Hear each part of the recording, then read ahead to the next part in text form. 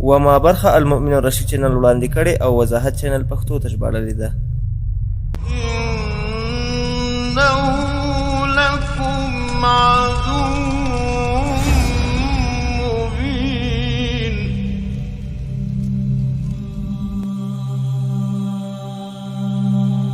دجال څوک دی؟ When we deal with things that are from the matters of the unseen, it's very, very important. هر کله چې موږ او تاسې غواړو د غیب باغ ته وردننه شو نو باید د قرآن او سنت له دروازې وردننه شو. دا ځکه چې بله هیڅ یوه حقیقي دروازه نشته تر څو موږ د غیب په برخه کې حقیقت ته وصل کړي. د راتلونکو پیښو د رامنځته کېدو په هکله پوهانو د غیبي موضوعاتو درک عجز، د قیامت مهمې موضوعګانې، قبر کې مهمې پیښې، د آخرت د ورځې مهمې پیښې، د جنت او دوزخ کیفیت. موږ او تاسې له دې ماسې و چې د الله تعالی کلام یعنې قرآن او د هغه د استازي اقوال یعنې حدیثو ته لاس واچوو او د غیب په موضوع ځان پوه کړو، حقیقت ته ورسیږو، بله هېڅ حل لار نه لرو. لومړی باید ووایم الله تعالی دې موږ او تاسې د دجال له فتنې څخه محفوظ وساتي. الله تعالی د هغه په هکله د خپل حبیب له قوله فرمایي چې هغه یعنې دجال د غیب له برخو څخه یوه برخه ده. Allah subhanahu wa ta'ala revealed the reality of the Dajjal and what will happen with the Masih al-Dajjal to his messenger sallallahu alayhi wa sallam who informed us about it. نو دا هغه موضوع ده چې موږ او تاسې په غیب پورې اړوند ګڼو. موږ ډېر خلک وینو چې په دجال پورې له خپلې ګیډې افواهي خبرې ورزیاتوي تر څو په خپل فکر کیسه جالبه کړي. دوی خوښوي چې خلک د احساساتو په خوله لامده کړي مګر په پای کې هیڅ ښه پایله موندلی نه شي.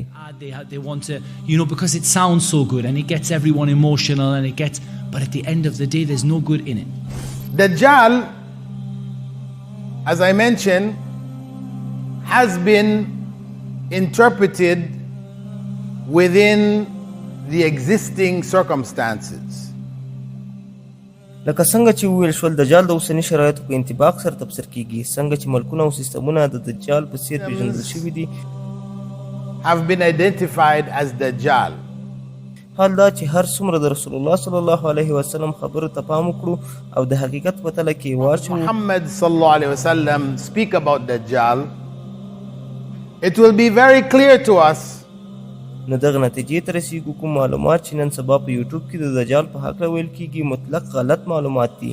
about Dajjal for the most part are incorrect.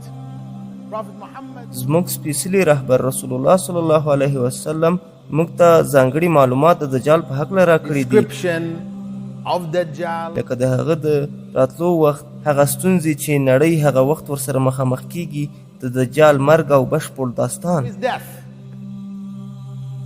the whole picture crystal clear. The Prophet sallallahu alayhi رسول الله صلی الله علیه وسلم فرمایلی ای زما امته د آدم علیه السلام له پیدایښت څخه د قیامت تر ورځې پورې هیڅ داسې لویه فتنه د ځمکې پر مخ نه ده راغلې او نه به راشي لکه د دجال فتنه. created the children of Adam, the offspring of Adam. There has been no trial on this earth and there will be no trial on this earth until the day of judgment that is greater than the trial of the Masih al-Dajjal.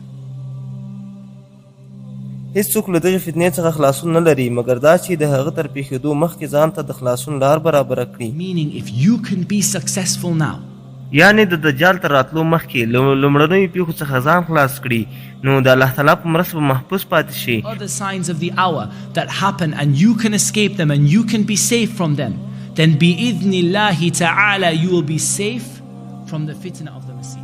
هر څومره به چې قیامت را نږدې کېدل د پروردګار پیغمبرانو به لا زیات د دجال په هکله خپلو امتونو ته معلومات ورکول. زموږ پیغمبر صلی الله علیه وسلم موږ ته هومره زیات معلومات د دجال په هکله راکړي دي چې موږ پرته له کوم شک او تردید څخه په روښانه توګه پوهیږو دا چې هغه یعنې دجال څوک ده او له کوم ځای څخه به راڅرګندیږي.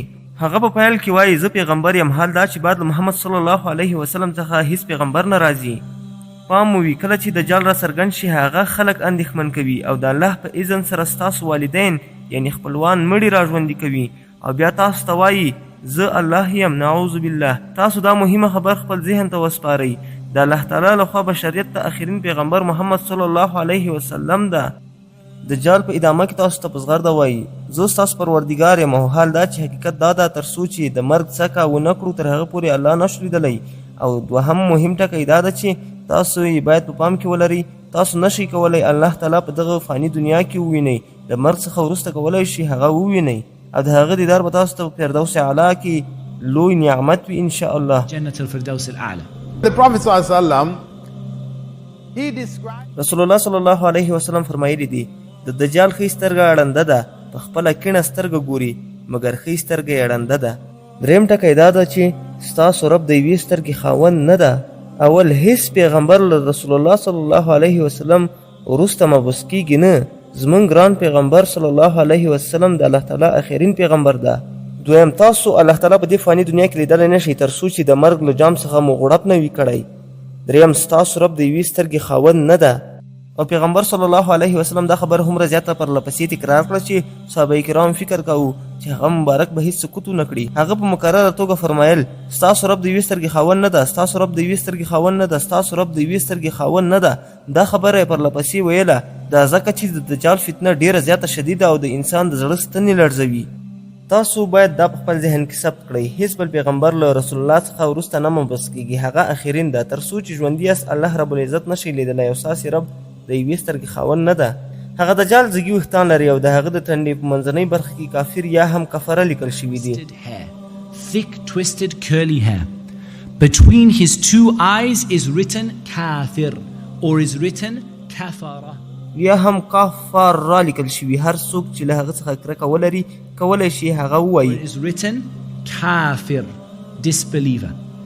Everyone who will. او په بل روایت هر یو مؤمن هغه ویلی شي. Another narration, every believer will read it or every Muslim will read it. رسول الله صلی الله علیه وسلم فرمایلی also told us قیامت نه راځي تر څو چې 30 دجالان را څرګند نشي او هر یو به د پیغمبري دعوه کوي. Dajjals appear, each claiming that he is a messenger of Allah.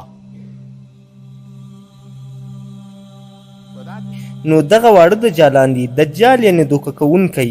د هغه ریښه دجل ده یعنی دوکه ورکول یا د یو چا خطا ایستل. From Dajjala, which means to deceive. He's the deceiver. مسیح الدجال په هغوی کې لوی او ستر دوکه کوونکی ده. Deceiver, the ultimate. From his trials is that we will have. د هغه له فتنو څخه یوه دا ده چې له ځان سره جنت او دوزخ لري یعنی د جادو په ذریعه جنت او د دوزخ تصویر درته ښکاره کوي. Someone brings Jannah to you in front of your face. نو تاسو لږ سوچ وکړئ که یو څوک ستاسو په وړاندې د جنت او جهنم تصویر د سړو اوبو دریاب یا غي اور زیاته ډوډۍ درته وښایي په تاسو به څنګه حالت راشي. A mountain of bread and resemblance of the heaven and hellfire will come with him. So it's not real Jannah. Nothing with the Dajjal is real. It's not the real Jannah that he brings. حقیقت دا ده له هغه سره هیڅ شی رښتینی نه ده. هغه څه چې نورو ته یې ښایي تش تصویرونه دي مګر لیدونکي دوکه کوي. فکر به کوي چې دا الله ده ځکه خو جنت او دوزخ درته ښایي مګر هغه ستاسو پروردګار نه ده بلکې دجال ده یعنی هغه د ځمکې پر مخ ډیر لوی دروغجن ده. بنا ان رسول الله صلی الله علیه وسلم فرمایلی د هغه دوزخ جنت دی او د هغه جنت دوزخ ده. نو خبره دا ده چې دجال په خپله سیستم یا کوم بل شی نه ده بلکې یو انسان ده مګر سیستم د هغه د راڅرګندېدو لپاره کار کوي ځکه چې سیستم د شیطان لخوا مخته وړل کیږي او دجال د شیطان لپاره یو ډیر محبوب شخص ده.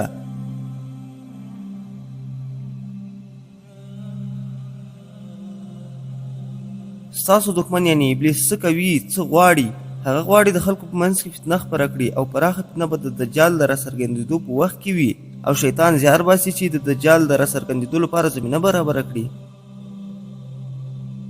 د سپټمبر په 6 د ټرمپ خبرو نړۍ ته لړزه ورکړه. هغه اورشلیم د اسرایلو ټاټوبی یاد کړ. ماونټ معبد یعنی بیت المقدس د یهودانو د معبدو په اول او دویمه ساحه کې موقعیت لري مګر په سلهاو کلونه کېږي چې د مسلمانانو لپاره یو مقدس ځای ګڼل کېږي. اوس مهال مسجد الاقصی او قبه صخره طلایي مسجد په دغه ځای کې موقعیت لري مګر ځینې یهودان غواړي چې دریم معبد همدلته جوړ کړي. A third Jewish temple. په اسرائیل کې لوی معبد د جوړېدو په حال کې ده. Temple being built in Israel. آیا باور لرئ ما له تاسو دا پوښتنه نه وه کړې؟ هو بالکل اوس مهال د هغه د جوړولو لپاره ښه حمایت شته. پوهېږي لومړی کار چې د ټرمپ له واک ته رسېدو مخکې ترسره شو څه و؟ اسرائیلي خاخامونو ورته وویل خپل نړیوال نفوذ د څه لپاره کاروي؟ ټرمپ وویل د معبد جوړولو لپاره. فکر مه کوئ چې دا نه رامنځته کېږي. موږ فکر کوو خوځنده ځواک له موږ سره ده او موږ د یو مهم ټکي په لور روان یو او ځینې عرفاني خخامونه د دغې موضوع لپاره په سوچ کې ډوب دي. اسرائیلي خخامونه وویل د ټرمپ د واکمني بریا یو الهي بریا ده چې موخه یې مسیحیه یعنی د مسیح راتلو پروسې ته رسېدل دي. ټرمپ په 2012 میلادي کال کې اسرائیل ته سفر وکړ او د امریکا له ټاکنو څخه یې مخ واړول. د ایالتونو له مشرانو سره یې ولیدل او بهر راووتل. تاسې کولی شئ دا په یوټیوب کې وګورئ. هغه یهودانو ته وویل په لکود حزب کې بنیامین نتنیاهو ته رایه ورکړئ او هغوی هم همدا کار وکړ. همداسې نه ده؟ television and he starts talking to the Jewish people telling them to vote for Benjamin. نتنیاهو ته دنده سپارل کېږي چې د مسیح د راتلو پروسې ته چټکتوب ورکړي.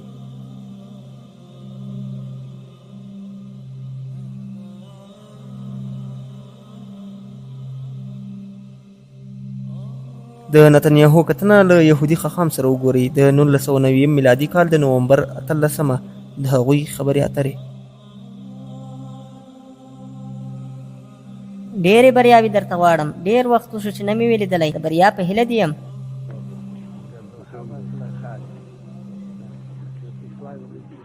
زه مو مرسته غواړم او ما ته په ټولو چارو کې د خیر دعا وکړئ، هم په شخصي چارو کې او هم په سیاسي.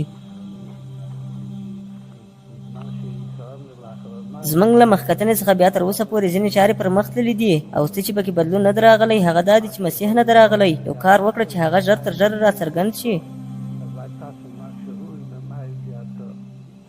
ترسره کوئ څه چې معلومیږي کافي نه دي. ولې ډېر وخت مو له لاسه ورکړی خو لا هم مسیح نه ده راغلی. اوس هم وخت شته کوښښ وکړه.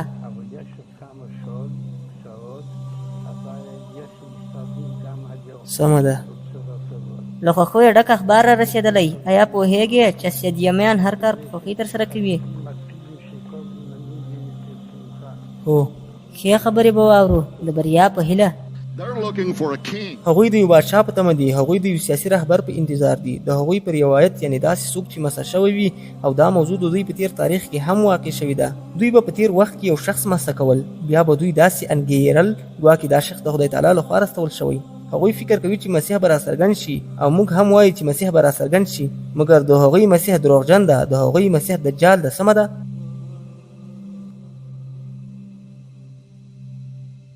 الومیناتي ډله تل په دې هڅه کې ده چې د خپلو اساسو په مرسته ستاسو د ژوند ټول ابعاد تر څار او کنټرول لاندې راولي، تر څو چې تاسې دې ته اړ باسي چې دجال د خپل رب په حیث ومنئ. دا ځکه چې دجال هم له څرګندېدو وروسته د خدایي دعوه کوي.